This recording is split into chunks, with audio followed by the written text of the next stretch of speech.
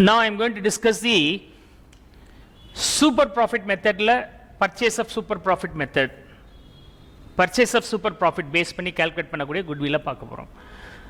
Super profit என்ன அர்த்தம்னா, நான் ஒரு பிசினஸ் வாங்கும்போது அவர்கிட்ட கேட்குறேன், இந்த பிசினஸ்ல எவ்வளவு சார் சொத்து இருக்கு? சார் 10 லட்ச ரூபாய் இருக்கு, நீங்க 10 லட்ச ரூபாய் கொடுங்க, பிசினஸ் வாங்கிக்கிங்க. குட்வில்லுக்கு சேர்த்து கொடுத்துருங்க. குட்வில் ஒரு 10 லட்ச ரூபாய். 10 லட்ச ரூபாய் கேட்குறீங்களா சார்? இது என்ன சார் நியாயம் அப்படின்னா அவர் என்ன சொல்றாரு, சார் 10 லட்ச ரூபாய் போட்டால் நம்ம பிசினஸ்ல 1 லட்ச ரூபாய் லாபம் வருன்றான். நான் உடனே சொல்றேன், பேங்க்ல போட்டாலே 1 லட்சம் வந்துடுது. பேங்க்ல போட்டாலே 10 லட்ச ரூபாய், பேங்க்ல போட்டால் எனக்கு 1 லட்ச ரூபாய் கேரண்டி வரும். இப்போ உங்க தொழிலில் 10 லட்சம் போட்டு நான் வேற வேலை செய்யணுமா? அப்படின்னா என்னுடைய பிசினஸ்ல 1 லட்ச ரூபாய் வரும்னு சொல்லி அதை பேஸ் பண்ணி குட்வில் கொடுங்கன்னு கால்குலேட் பண்ண இந்த ரெண்டு மாடல்லையும் ஒரு பிரச்சனை இருக்கு.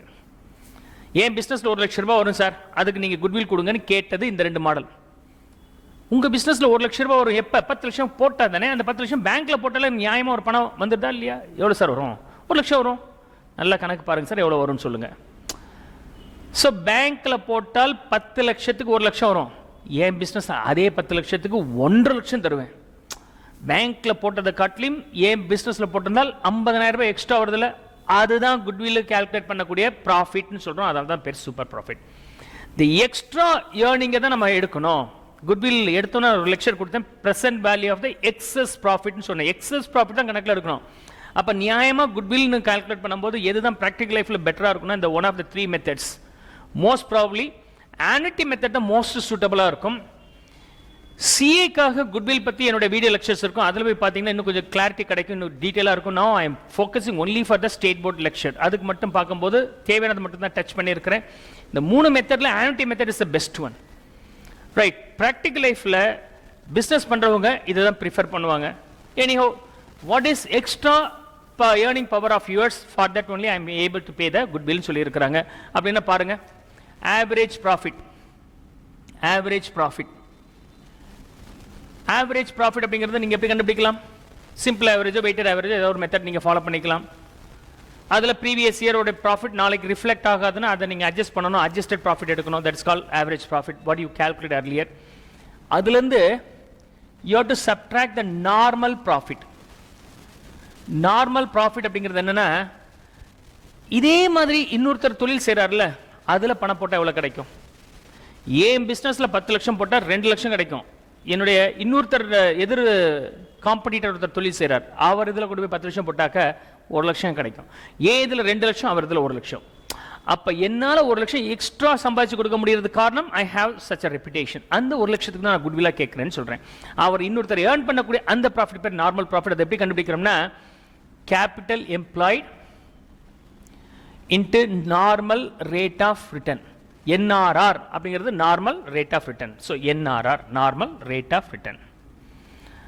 Okay, normal rate of return. Clear? Don't confuse with it. Capital employed, capital பதிலாக கேபிட்டல் எம்ப்ளாய்டுங்கிற வார்த்தை யூஸ் பண்ணிக்கிறேன், CE. Capital employed. கேபிட்டல் எம்ப்ளாய்ட்னா என்ன? எவ்வளோ முதல் போட்டிருக்கிறீங்க, எவ்வளோ முதல் போட்டிருக்கிறீங்க. ரைட். ஸோ எவ்வளோ முதல் போட்டிருக்கிறீங்கன்னா, அசெட்ஸ் மைனஸ் லயபிலிட்டி. புக்கில் இருக்கக்கூடிய assets minus liabilities will be called as capital employed. So capital employed உங்களுக்கு அசெட்ஸ் கொடுத்துருக்காங்க, லயபிலிட்டிஸ் கொடுத்துருக்காங்கன்னா, அந்த அசெட்ஸ்லேருந்து லயபிலிட்டிஸ் லெஸ் பண்ணிட்டீங்கன்னா வரக்கூடியது கேபிட்டல் எம்ப்ளாய்ட். இந்த அசெட்ஸை பொறுத்த வரைக்கும் ஃபிக்ஸ்ட் அசெட்ஸும் கரண்ட் அசெட்ஸும் சேர்த்து. அப்போ நார்மல் ரேட் ஆஃப் ரிட்டர்ன் என்ன அர்த்தம்? இந்த தொழிலில் போட்ட முதலுக்கு இதே மாதிரி எதிரில் இருக்கக்கூடிய காம்படிட்டர் செய்கிற தொழிலில் போட்டிருந்தால் எவ்வளோ கிடைக்குமோ, நியாயமாக என்ன கிடைக்குமோ அந்த அமௌண்ட், அதை காட்டிலும் என்னால் எக்ஸ்ட்ரா கொடுக்க முடிஞ்சால் அதுக்கு பேர் extra earning power. This is call super profit. Super, right? Right. So normal rate of return is nothing but the normal profit we can entertain or enjoy if I am investing in the normal business rather than the business I am supposed to calculate the goodwill now. எந்த கம்பெனிக்கு goodwill calculate பண்ணுறோம் அந்த company கிடையாது, அது பேர் normal profit. Average profit and normal profit நம்ம less பண்ணிட்டோன்னா the value will be super profit. This is called super profit. Right. Into number of years of purchase. Number of years of purchase.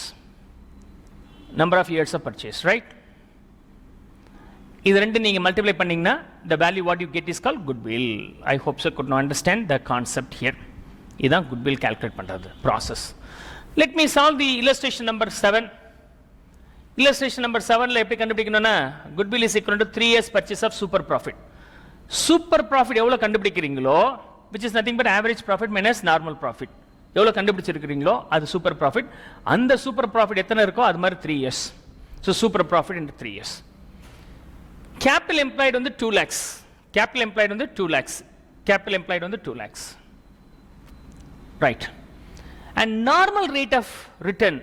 இதே மாதிரி இருக்கக்கூடிய இன்னொரு தொழில் நம்ம எவ்வளவு சம்பாதிக்க முடியும்னா 15% சம்பாதிக்க முடியும். So 15%. So 2 lakhs 15% போட்டீங்கன்னா 30,000 rupees சம்பாதிக்க முடியும், which is called normal profit. நார்மலா 30,000 ரூபாய் சம்பாதிக்கலாம். நீங்க போட்ட 2 லட்சத்துக்கு 15% 30,000 ரூபாய் வரலாம். ஆனா ஏன் தொழில எவ்வளவு சம்பாதிச்சு கொடுக்க முடியுதுன்னா 42,000 ரூபாய். We are able to earn extra than the normal profit supposed to be earnable. எவ்வளவு எக்ஸ்ட்ரா earn பண்ண முடியுது? ரெண்டுக்குள்ள டிஃபரன்ஸ் இருக்கு இல்லையா? 12,000 ரூபாய். That is called super profit. That is called super profit. இந்த சூப்பர் ப்ராஃபிட் எத்தனை ஆண்டுகள் எனக்கு கிடைக்கும்? 3 years கிடைக்குங்க. அப்ப 3 ஓட மல்டிப்ளை பண்ணிட்டீங்கன்னா goodwill will be 36,000. I hope so could not understand this one. This is the main theme. Clear?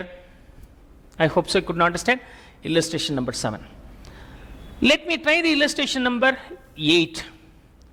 8ல பாத்தீங்கன்னா the same way illustration 7 இது illustration 8. Illustration 8. Goodwill 5 years purchase of super profit. அதே ஃபார்மேட்ல use பண்ணிக்கலாம். Average profit minus normal profit. Normal profit அப்படிங்கிறது என்னது? Capital employed multiplied with the normal rate of return.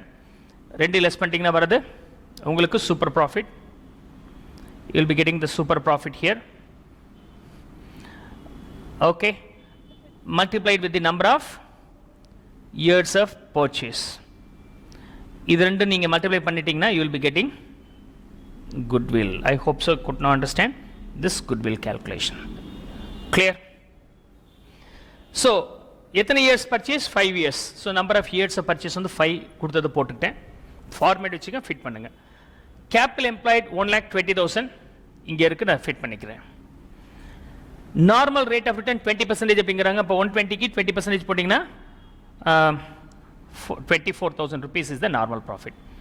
இப்போ எனக்கு என்ன தேவைப்படுது? ஆவரேஜ் ப்ராஃபிட் மட்டும் தேவைப்படுது. நெட் ப்ராஃபிட் ஃபார் 5 years கொடுத்துருக்காங்க. அப்போ 5 years ஓட ஆவரேஜ் ப்ராஃபிட் கண்டுபிடிக்கணும். அது இல்லாமல் a fair remuneration இனிமேல் கொடுக்க வேண்டியது இருக்கு 2,800. so you have to calculate the adjusted profit. so அப்ப average profit கண்டுபிடிச்சிட்டு இனிமேல் fair remuneration ஒரு 2,800 ரூபாய் கொடுத்தால் அந்த average profitல 2,200 ரூபாய் குறையும். that is what about the adjusted average profit to be recorded here. இப்போ அந்த average profit கண்டுபிடிச்சது which was already seen in the simple average profit calculationல பார்த்திருக்கிறோம். so அதனால it's not a big issue for us. so easy நான் work out பண்ணி காமிக்கிறேன், கவனிங்க. so I am going to calculate adjusted simple average profit. SAP னு போட்டுக்கிறேன். Okay, year வந்து 2014, 2015, 16, 17, 18 5 years இருக்கு.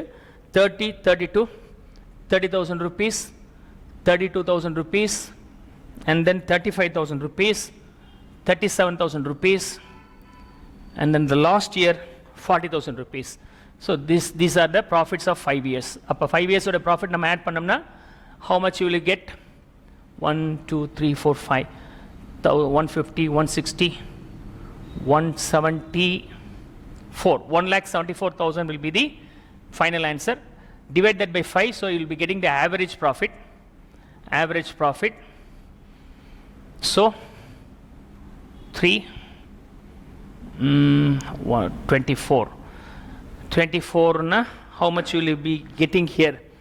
24 3 24 4 8 34,800 is the average profit.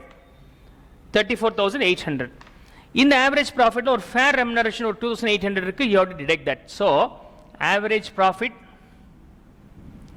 34,800 minus inge potukren fair remuneration being 2,800 email. so up adjusted average profit SAP simple average profit being 32,000 rupees. I fit this value here, 32,000. So நார்மலாக 24 சம்பாதிக்க முடியும், but நான் 32 rupees சம்பாதிச்சு கொடுக்குறேன்னா extra earnability, அதாவது super profit வந்து 8,000 rupees. இது மாதிரி எத்தனை வருஷம் வரும்னு சொல்லியிருக்கிறேன், 5 years.